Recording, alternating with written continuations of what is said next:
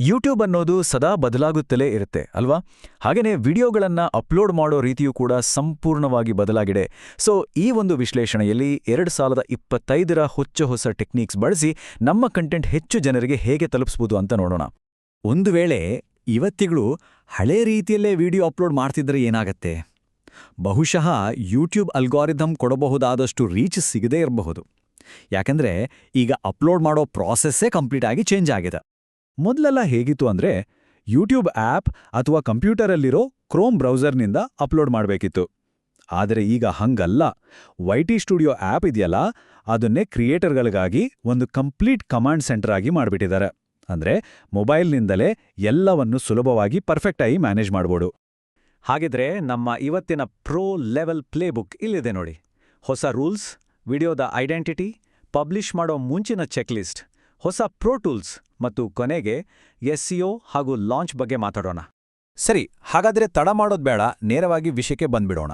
ಈಗಿನ ಕಾಲದಲ್ಲಿ video upload ಮಾಡೋಕೆ ವೈಟಿ ಸ್ಟುಡಿಯೋ ಆ್ಯಪ್ ಯಾಕೆ ಬೆಸ್ಟ್ ಜಾಗ ಅಂತ ಮೊದಲು ಅರ್ಥ ಮಾಡ್ಕೊಳ್ಳೋಣ. ಪ್ರಾಸೆಸ್ ಅಂತೂ ತುಂಬಾನೇ ಸಿಂಪಲ್.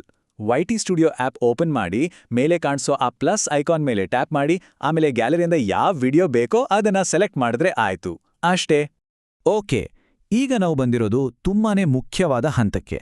ಇಲ್ಲಿದ ಒಬ್ಬ ವ್ಯಕ್ತಿ ಸುಮ್ಮನೆ ಸ್ಕ್ರಾಲ್ ಮಾಡ್ತಾ ಇರೋದನ್ನ ನಿಲ್ಲಿಸಿ ನಮ್ಮ ವಿಡಿಯೋ ಮೇಲೆ ಕ್ಲಿಕ್ ಮಾಡೋ ಹಾಗೆ ಮಾಡೋ ಮ್ಯಾಜಿಕ್ ನಡೆಯೋದು. ಏನದು? ಅದೇ ಟೈಟಲ್, ಡಿಸ್ಕ್ರಿಪ್ಷನ್ ಮತ್ತೆ ಥಂಬ್ನೇಲ್. ನೋಡಿ, ಕೆಲವೊಮ್ಮೆ ಚಿಕ್ಕ ಚಿಕ್ಕ ವಿಷಯಗಳೇ ದೊಡ್ಡ ಡಿಫರೆನ್ಸ್ ತರುತ್ತೆ. ಟೈಟಲ್ ಹಾಕೋವಾಗ ಪ್ರತಿ ಪದದ ಮೊದಲನೇ ಅಕ್ಷರವನ್ನ ಕ್ಯಾಪಿಟಲ್ ಅಲ್ಲಿ ಇಡಿ. ಇದರಿಂದ ವಿಡಿಯೋಗೆ ಒಂದು ಕ್ಲೀನ್ ಮತ್ತು ಪ್ರೊಫೆಷನಲ್ ಲುಕ್ ಬರುತ್ತೆ. ಅಷ್ಟೇ ಅಲ್ಲ, ಹೋಮ್ ಪೇಜಲ್ಲಿ ಸ್ಕ್ರೋಲ್ ಮಾಡುವಾಗ ತಕ್ಷಣ ಕಣ್ಣಿಗೆ ಬೀಳುತ್ತೆ. ಇದು ನೋಡಿ, ತುಂಬಾನೇ ಪವರ್ಫುಲ್ ಆದ ಒಂದು SEO ಟ್ರಿಕ್. ಟೈಟಲಲ್ಲಿ ಕನ್ನಡದ ಜೊತೆ ಇಂಗ್ಲಿಷ್ ಪದಗಳನ್ನ ಮಿಕ್ಸ್ ಮಾಡಿ. ಇದರಿಂದ ಏನಾಗುತ್ತೆ ಅಂದ್ರೆ 2 ಭಾಷೆಯಲ್ಲಿ ಸರ್ಚ್ ಮಾಡೋ ಜನರಿಗೆ ವಿಡಿಯೋ ಸಿಗೋ ಚಾನ್ಸ್ ಹೆಚ್ಚಾಗುತ್ತೆ. ಅಂದ್ರೆ ರೀಚ್ ಡಬಲ್ ಆದ ಹಾಗೆ. ಪ್ರತಿ ಸಾರಿನೂ ಡಿಸ್ಕ್ರಿಪ್ಷನ್ನ ಫಸ್ಟಿಂದ ಟೈಪ್ ಮಾಡ್ತಾ ಕೂತ್ರೆ ತುಂಬಾ ಟೈಮ್ ವೇಸ್ಟ್ ಆಗತ್ತೆ. ಅದಕ್ಕೆ ಬೆಸ್ಟ್ ಐಡಿಯಾ ಅಂದ್ರೆ ಒಂದು ರೆಡಿಮೇಡ್ ಟೆಂಪ್ಲೇಟ್ ರೆಡಿ ಮಾಡಿ ಇಟ್ಕೊಳ್ಳೋದು. ಅದರಲ್ಲಿ ಸೋಷಿಯಲ್ ಮೀಡಿಯಾ ಲಿಂಕ್ಸು, ಬೇರೆ ಮಾಹಿತಿ ಎಲ್ಲ ಹಾಕಿಡಿ. ಇದರಿಂದ ಟೈಮ್ ಸೇವ್ ಆಗತ್ತೆ, ಜೊತೆಗೆ ಚಾನಲ್ಗೆ ಒಂದು ಪ್ರೊಫೆಷನಲ್ ಲುಕ್ ಕೂಡ ಬರುತ್ತೆ. ಹಾಗಾದರೆ ಇದನ್ನು ಮಾಡೋದು ಹೇಗೆ? ಸಿಂಪಲ್. ಮೊದಲು ವಿಡಿಯೋ ಟೈಟಲ್ ಇದೆಯಲ್ಲ, ಅದನ್ನ ಕಾಪಿ ಮಾಡಿ ಡಿಸ್ಕ್ರಿಪ್ಷನ್ನ ಮೊದಲನೇ ಲೈನಲ್ಲಿ ಪೇಸ್ಟ್ ಮಾಡಿ. ಇದು SEOಗೆ ತುಂಬಾನೇ ಹೆಲ್ಪ್ ಆಗುತ್ತೆ. ಆಮೇಲೆ ನೋಟ್ ಪ್ಯಾಡಲ್ಲಿ ರೆಡಿ ಮಾಡಿಟ್ಟಿದ್ದ ಟೆಂಪ್ಲೇಟನ್ನು ಕಾಪಿ ಮಾಡಿ ಅದರ ಕೆಳಗೆ ಪೇಸ್ಟ್ ಮಾಡಿದ್ರೆ ಆಯಿತು. ಸರಿ, ಈಗ ಕೊನೆಯದಾಗಿ ವಿಡಿಯೋದ ಮೂವಿ ಪೋಸ್ಟರ್ ಅಂತಾನೆ ಹೇಳ್ಬೋದು, ಅದುವೇ ಥಂಬ್ನೇಲ್. ಆ ಪೆನ್ ಐಕಾನ್ ಮೇಲೆ ಟ್ಯಾಪ್ ಮಾಡಿ ವಿಡಿಯೋಗೆ ಜೀವ ತುಂಬೋ ಥರ ಒಂದು ಸೂಪರ್ ಆದ ಕಸ್ಟಮ್ ಥಂಬ್ನೇಲ್ ಅಪ್ಲೋಡ್ ಮಾಡಬೇಡಿ. ಓಕೆ, ವಿಡಿಯೋನ ಲೈವ್ ಮಾಡೋಕ್ಕೂ ಮುಂಚೆ ಬ್ಯಾಕೆಂಡಲ್ಲಿ ಕೆಲವು ಇಂಪಾರ್ಟೆಂಟ್ ಸೆಟ್ಟಿಂಗ್ಸ್ನ ಸರಿ ಮಾಡ್ಕೋಬೇಕು. ಇವು ವಿಡಿಯೋ ಎಷ್ಟು ಚೆನ್ನಾಗಿ ಪರ್ಫಾರ್ಮ್ ಮಾಡುತ್ತೆ ಅನ್ನೋದನ್ನ ಡಿಸೈಡ್ ಮಾಡುತ್ತೆ. ಈ 4 ಸೆಟ್ಟಿಂಗ್ಸ್ ಅಂತೂ ತುಂಬಾನೇ ಮುಖ್ಯ. ಮೊದಲನೇದು ವಿಸಿಬಿಲಿಟಿ. ಇದನ್ನ ಯಾವಾಗ್ಲೂ ಅನ್ಲಿಸ್ಟೆಡ್ ಅಂತ ಇಡಿ. ಅಂದ್ರೆ ಪಬ್ಲಿಕ್ ಮಾಡೋ ಮುಂಚೆ ಎಲ್ಲ ಸರಿದೆಯಾ ಅಂತ ಚೆಕ್ ಮಾಡ್ಕೊಳ್ಳಕ್ಕೆ ಹೆಲ್ಪ್ ಆಗುತ್ತೆ. ಆಮೇಲೆ ಕಾಮೆಂಟ್ಸ್ ಆನ್ ಇರಬೇಕು ಅಂದ್ರೆ no it's not made for kids ಅನ್ನೋದನ್ನ ಸೆಲೆಕ್ಟ್ ಮಾಡಿ. ಕೊನೆಯದಾಗಿ ಚಾನಲ್ ಮಾನಿಟೈಸ್ ಆಗಿದ್ರೆ ಮಾನಿಟೈಸೇಷನ್ ಆನ್ ಮಾಡೋದನ್ನ ಮರಿಬೇಡಿ. ಸರಿ, ಈಗ ಮುಂದುವರಿದು ವಿಡಿಯೋದ ರೀಚನ್ನ ಇನ್ನಷ್ಟು ಜಾಸ್ತಿ ಮಾಡೋಕೆ ಸಹಾಯ ಮಾಡುವ ಕೆಲವು ಹೊಸ ಪವರ್ಫುಲ್ ಫೀಚರ್ಗಳ ಬಗ್ಗೆ ತಿಳ್ಕೊಳ್ಳೋಣ. ಯೂಟ್ಯೂಬ್ ಈಗ 2 ಸಖತ್ ಹೊಸ ಟೂಲ್ಸ್ ಅನ್ನ ಅಪ್ಲೋಡ್ ಸ್ಕ್ರೀನಲ್ಲೇ ಕೊಟ್ಟಿದೆ. ಒಂದು, ವಿಡಿಯೋದಲ್ಲಿರೋ ಪ್ರಾಡಕ್ಟ್ಸ್ ಅನ್ನ ಟ್ಯಾಗ್ ಮಾಡೋದು. ಇನ್ನೊಂದು, ಬೇರೆ ಕ್ರಿಯೇಟರ್ಸ್ ಜೊತೆ ಕೊಲಾಬ್ರೇಟ್ ಮಾಡೋಕ್ಕೆ ಅವರನ್ನ ಇನ್ವೈಟ್ ಮಾಡೋದು. ಹೇಗೆ ಅಂದ್ರೆ, ಒಂದು ವೇಳೆ ವಿಡಿಯೋದಲ್ಲಿ ಯಾವುದಾದ್ರೂ ಪ್ರಾಡಕ್ಟ್, ಉದಾಹರಣೆಗೆ ಒಂದು ಮೈಕ್ರೋಫೋನ್ ಬಗ್ಗೆ ಮಾತಾಡಿದ್ರೆ ಅದನ್ನ ನೇರವಾಗಿ ವಿಡಿಯೋದಲ್ಲಿ ಟ್ಯಾಗ್ ಮಾಡಬಹುದು.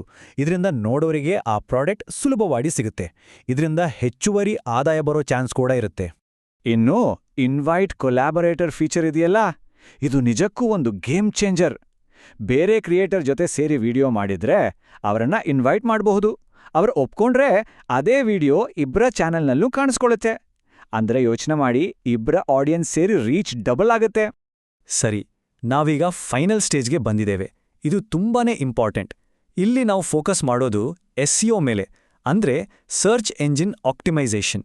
ಇದರ ಅರ್ಥ ನಮ್ಮ ವಿಡಿಯೋ ಯಾವುದ್ರ ಬಗ್ಗೆ ಅಂತ ಯೂಟ್ಯೂಬ್ಗೆ ಸರಿಯಾಗಿ ತಿಳಿಸಿ ಕರೆಕ್ಟ್ ಆದ ಆಡಿಯನ್ಸ್ಗೆ ತಲುಪಿಸೋದು.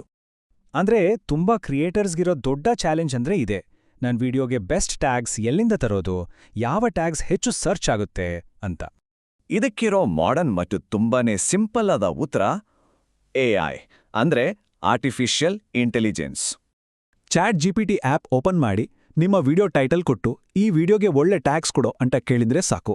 ಅದು ತಕ್ಷಣಕ್ಕೆ ಹೆಚ್ಚು ಸರ್ಚ್ ಆಗೋ ಮತ್ತು ಸಂಬಂಧಪಟ್ಟ ಟ್ಯಾಗ್ಸ್ನ ಲಿಸ್ಟ್ ಕೊಡುತ್ತೆ.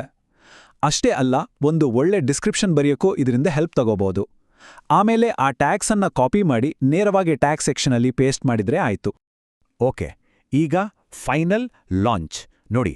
ಈ ಸ್ಟೆಪ್ಸನ್ನ ಇದೇ ಆರ್ಡರ್ನಲ್ಲಿ ಫಾಲೋ ಮಾಡೋದು ತುಂಬಾನೇ ಮುಖ್ಯ. ಮೊದಲು ಎಲ್ಲ ಟ್ಯಾಗ್ಸ್ ಹಾಕಿ ವಿಡಿಯೋನ ಅನ್ಲಿಸ್ಟೆಡ್ ಅಂತ ಸೇವ್ ಮಾಡಿ. ವಿಡಿಯೋ ಪೂರ್ತಿಯಾಗಿ ಪ್ರಾಸೆಸ್ ಆಗೋವರೆಗೂ ಕಾಯಿರಿ. ಯಾಕಂದ್ರೆ ಇದರಿಂದ ಯೂಟ್ಯೂಬ್ ಅಲ್ಗರಿದಮ್ಗೆ ವಿಡಿಯೋ ಬಗ್ಗೆ ಅರ್ಥ ಮಾಡ್ಕೊಡೋಕೆ ಟೈಮ್ ಸಿಗುತ್ತೆ. ಆಮೇಲೆ ವಾಪಸ್ ಸೆಟ್ಟಿಂಗ್ಸ್ಗೆ ಹೋಗಿ ವಿಸಿಬಿಲಿಟಿಯನ್ನ ಪಬ್ಲಿಕ್ ಅಂತ ಚೇಂಜ್ ಮಾಡಿ ಸೇವ್ ಮಾಡ್ರೆ ಮುಗೀತು. ಕಂಗ್ರ್ಯಾಚುಲೇಷನ್ಸ್! ಈ ಎಲ್ಲ ಸ್ಟೆಪ್ಸ್ ಫಾಲೋ ಮಾಡಿದ್ಮೇಲೆ ನಿಮ್ಮ ವಿಡಿಯೋ ಈಗ ಲೈವ್ ಆಗಿದೆ, ಅದು ಕೂಡ ಮ್ಯಾಕ್ಸಿಮಮ್ ಸಕ್ಸಸ್ ಸಿಗೋ ಪೊಟೆನ್ಷಿಯಲ್ ಜೊತೆಗೆ. ಹೌದು, ವಿಡಿಯೋ ಈಗ ಲೈವ್ ಆಗಿದೆ. ಆದ್ರೆ ನಿಜವಾಗ್ಲೂ ನಮ್ಮ ಕೆಲಸ ಇಲ್ಲಿಗೆ ಮುಗೀತಾ? ಖಂಡಿತ ಇಲ್ಲ. ಈ ಪ್ರೊಫೆಷನಲ್ ಅಪ್ಲೋಡ್ ಪ್ರಾಸೆಸ್ ಅನ್ನೋದು ಒಂದು ಸ್ಟ್ರಾಂಗ್ ಫೌಂಡೇಶನ್ ಅಷ್ಟೇ. ಆದರೆ ವಿಡಿಯೋ ಲೈಫ್ ಸೈಕಲಲ್ಲಿ ಮುಂದಿನ ಸ್ಟೆಪ್ಸ್ ಕೂಡ ಅಷ್ಟೇ ಇಂಪಾರ್ಟೆಂಟ್.